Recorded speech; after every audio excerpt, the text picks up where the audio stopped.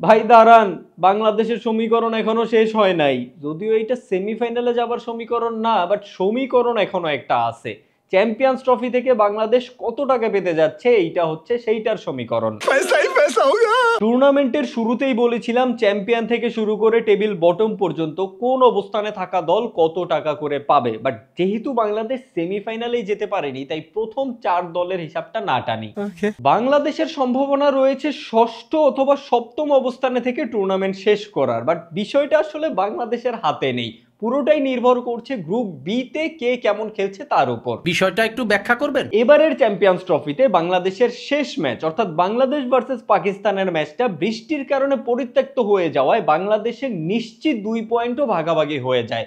পাকিস্তানের ভাগ্যটাই ভালো, কি আর করার। ও ভাই মারো মুঝে মারো। যাই হোক, গ্রুপ বি এর শেষ ম্যাচে ইংল্যান্ড যদি সাউথ আফ্রিকার সাথে জিতে যায়, তাহলে ইংল্যান্ড এবং আফগানিস্তান চলে আসবে টেবিলের পঞ্চম এবং ষষ্ঠ অবস্থানে।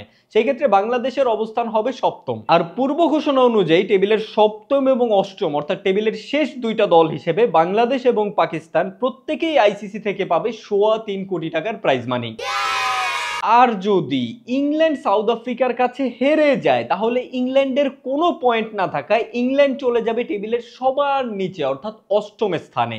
পাকিস্তান চলে আসবে তার উপরে সপ্তম স্থানে, আর বাংলাদেশ চলে আসবে তাদের দুজনারই উপরে অর্থাৎ ষষ্ঠ স্থানে। আর সেই ক্ষেত্রে পূর্ব ঘোষণা অনুযায়ী টেবিলের পঞ্চম এবং ষষ্ঠ স্থানে থাকা দল অর্থাৎ বাংলাদেশ এবং আফগানিস্তান প্রত্যেকেই আইসিসি থেকে পাবে 5.82 কোটি টাকা করে।